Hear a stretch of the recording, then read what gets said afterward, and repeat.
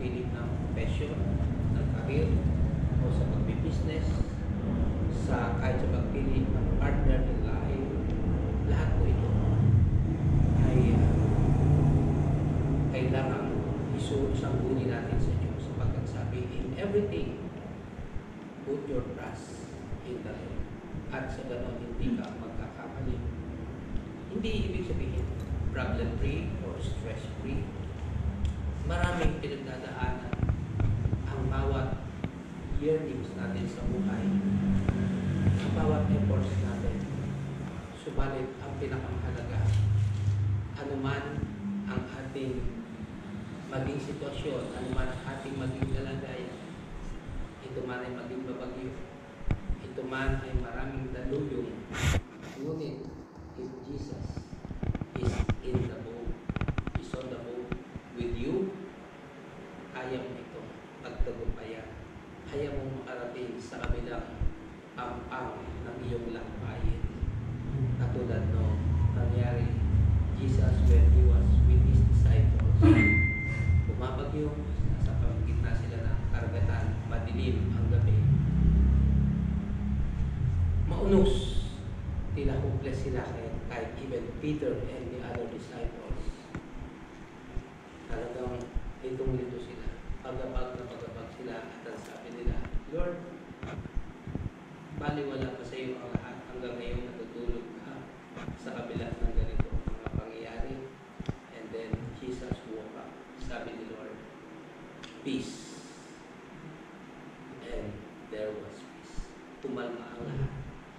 That is the advantage of having God in our life, in having God in our studies, in having God in our business, in having God in every effort in our lives.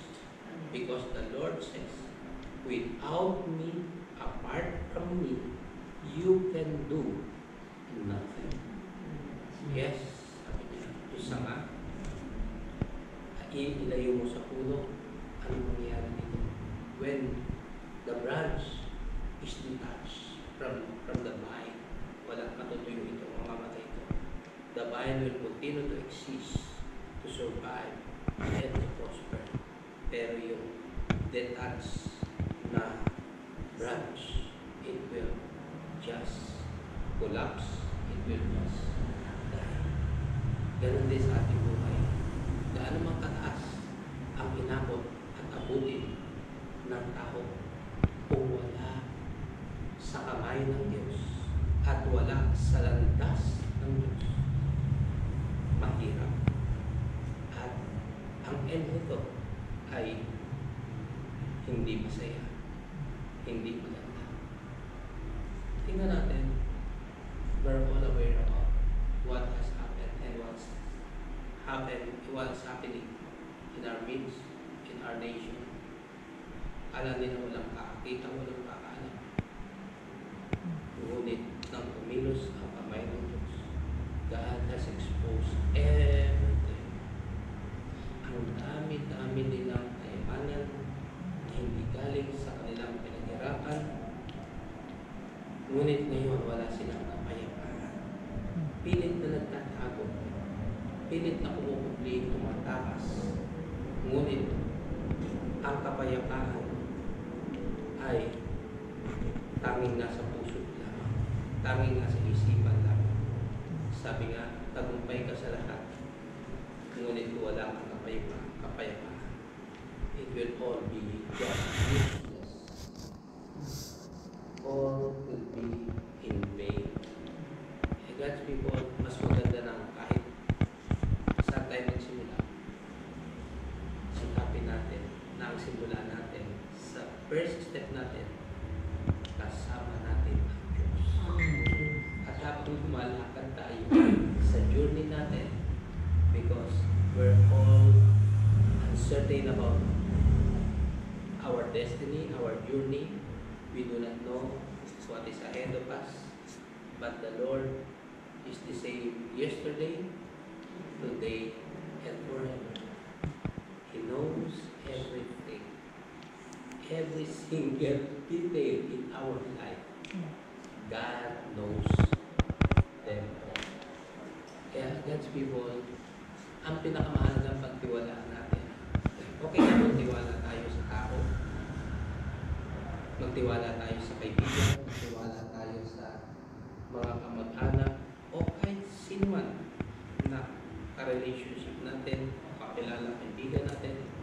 Subalit walang pinakamainam na pagtiwalaan natin kundi ang Diyos.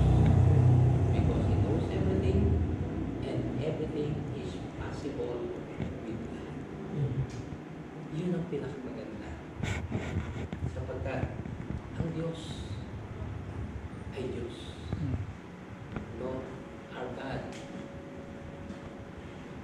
has no equal. Our God ay hindi mo may papantay kahit kanino. Maraming mga our world is filled with religion. Our world is filled with many gods, countless of gods. Ngunit tanging ang Diyos ang nag-iisang tunay at totoong Diyos. Kaya marapat at tama lamang na sa Kanya natin ipagkatiwala ang lahat ng ating ginagawa. Higit sa lahat ay ang ating bubuhay, ang ating future. Bakit? What we just know is our past and our present. But the future, we do not have an idea, any single idea of what the future is holding for us. Only God knows. Kaya nga, pag sa kamay ng Diyos, hindi ka magkakamali, hindi ka magsisisi. Wala kang pagkatalo, magtiwala sa Diyos. At pag lumalaki tayo, kasama ang Diyos. And He once said, I will never leave you, nor forsake you.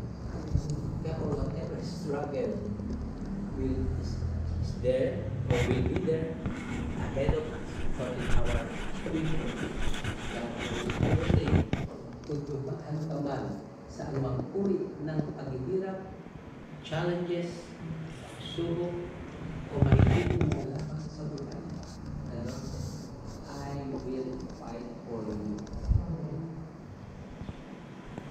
Kaya, if God is with you, if God is with us, who can be against us? Kaya, kanino pa natin marapat ay pagkatiwala at ating buhay, ang ating future, at ang lahat ng ating dreams and heart's desire. The Lord says, delight yourself unto the Lord, and He will give you desires of your heart. Hindi mo pa hinihingi, pinakalakan na sa iyo. Why? Because He said, I know the plans that I have for you.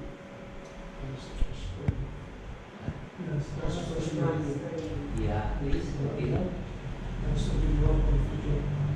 Yeah. I know the plans that I have for you.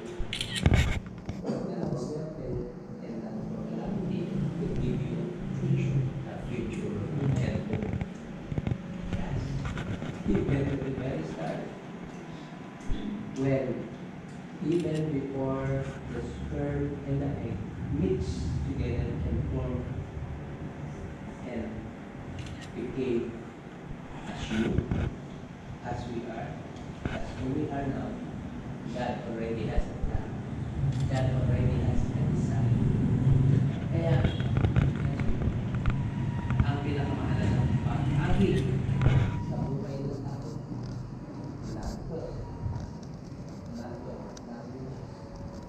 not pain, not power, but the Lord. The Lord Himself. What shall it profit a man if he gains the whole world? If all the world in the world is in your hands, all your hands, will that benefit that? Will you be satisfied? Hindi na.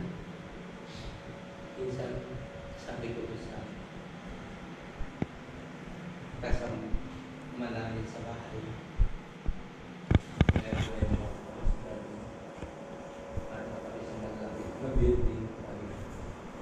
Talagay mo, kung yun, ang ilan sa mga building niya, kasi sabihin natin, sa'yo na lang nila. Kasi, oo. Pero, you only have 30 minutes to do.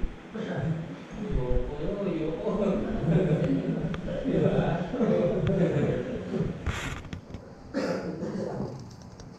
Isang katotohanan sa buhay. Meron isang kapatiran. Isang kapatiran niyo, I visited him when he was at the last days of his life sa medical city. This, I think, in the third floor, besides the mirror, the window, looking at the buildings there sa Valle Verde.